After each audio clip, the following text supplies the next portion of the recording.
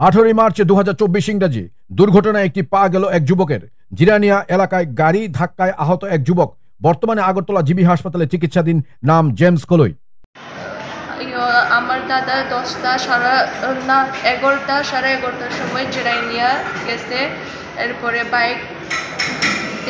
Bike দিয়া পান খাইতে গেছে। হ্যাঁ, হাত দিয়া একটা কিপার গাড়ি আয়া আমার বাইরে ধাক্কা দিয়া দিছে। এটা কি রাস্তা পার হওয়ার সময়?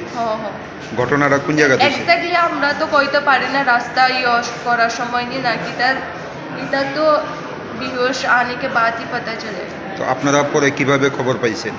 আমরা ওই তো আমার বাবি কল করছে দাদারে। এরপরে জিরানিয়া হসপিটালে নিয়েও গেছে আমার দাদারে।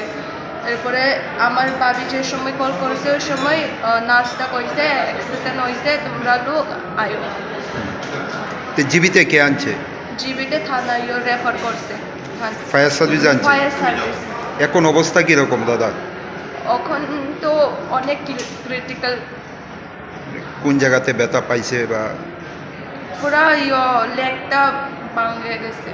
আচ্ছা, দুর্ঘটনার পর গাড়িটা আটক করা হয়েছে? হ্যাঁ, গাড়িটা ক্যাব করছে, আটক করা হয়েছে ফায়ার সার্ভিস তারা। ভাইয়ের নাম কি? জেমস কলই। বয়স কত? বয়স 23-24। বাড়িটা কোন জায়গায়? আমরা বাড়ি দেবচরণ পেরিডিপাড়া পিএস টাকারজলা। আচ্ছা, এই জিরানিয়াতে কি কারণে গেছিল? কি কারণে লোক মৃত গেছে।